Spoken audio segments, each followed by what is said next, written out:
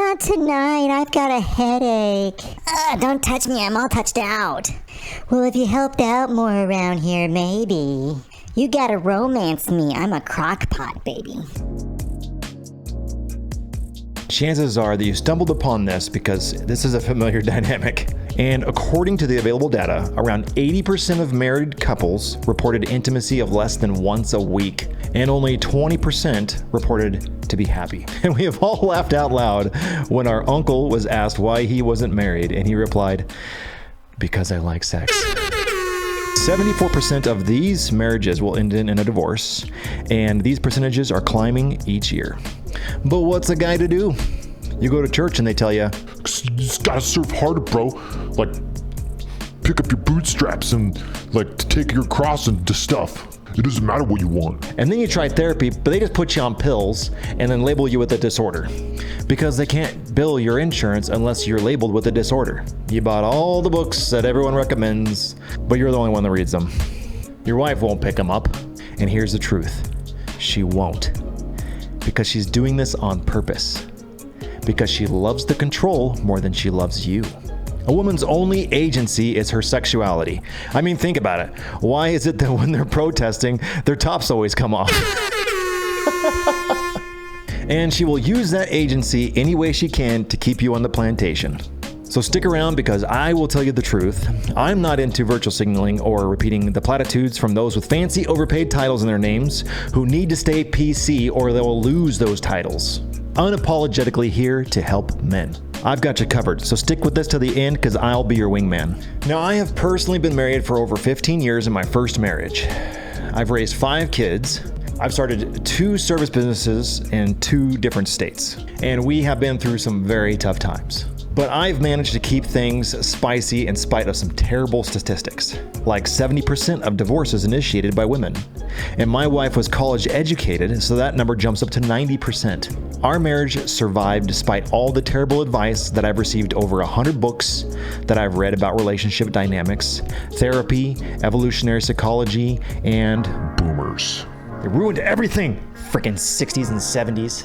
Damn you, sexual revolution. I've put together this playlist as a guide to help men get back their agency, to take the key from their mother's pillow. I will give you actionable advice that works, that actually works. Society calls it toxic because it works, and they want to keep their plow horses plowing. It will be uncomfortable, but comfort is the enemy of progress. Stick with me, and I will break down the 3 pillars to getting back the kingdom. But first, we need to understand a few things about where we are and how we got here. I bought the courses, the apps, the board games, and the books, but they just sit on the shelf.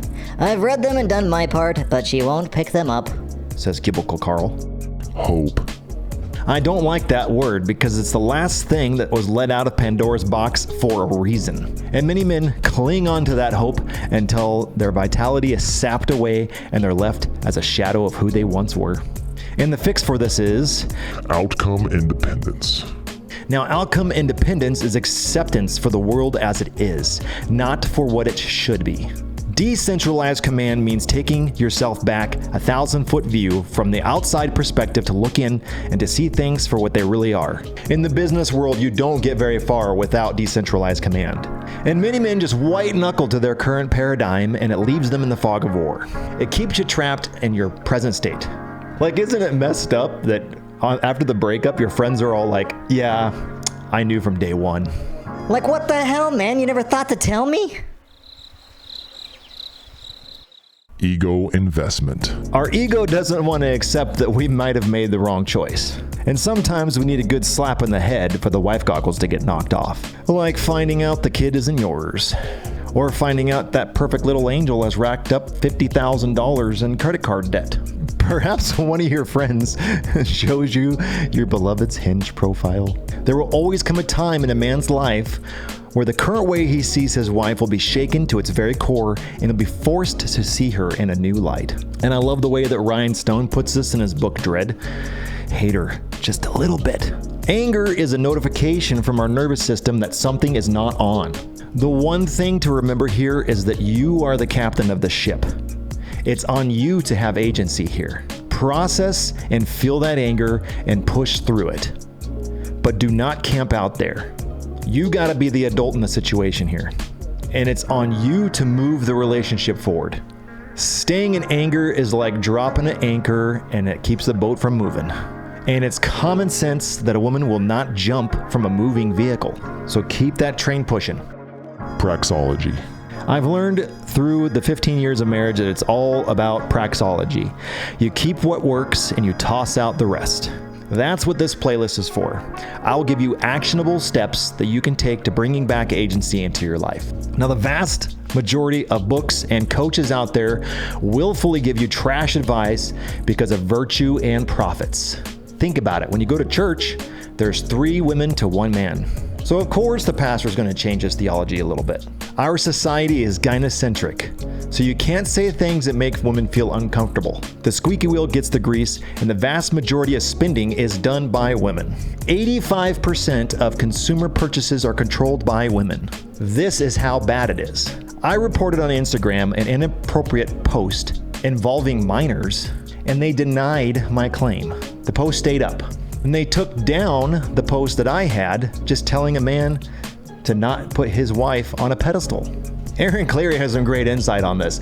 80 grand for a new car?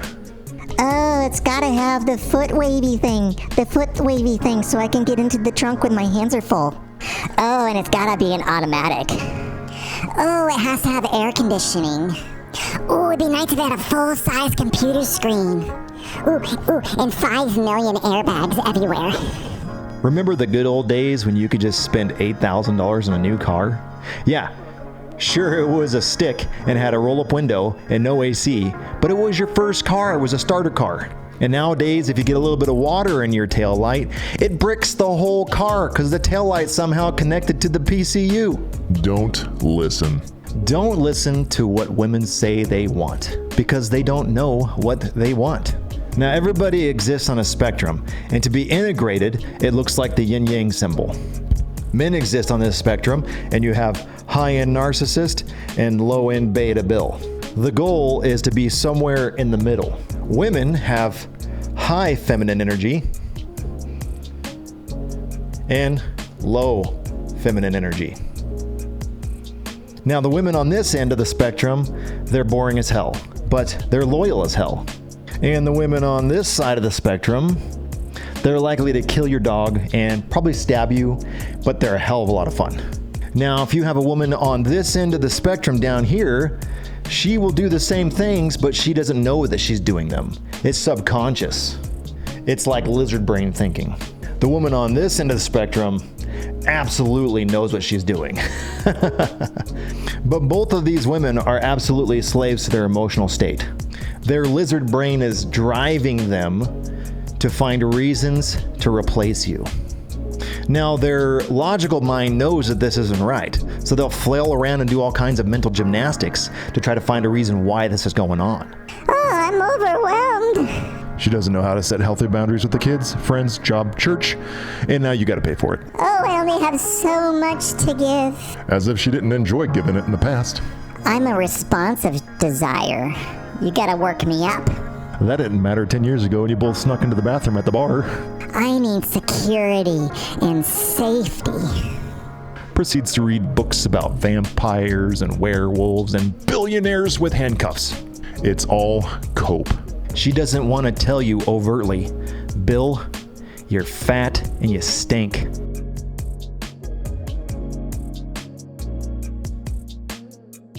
I've linked my Cash App and my Venmo down below so you can drop me a tip if you'd like. And if you don't have time to comb through all this stuff, feel free to drop me an email and we can have a one-on-one call.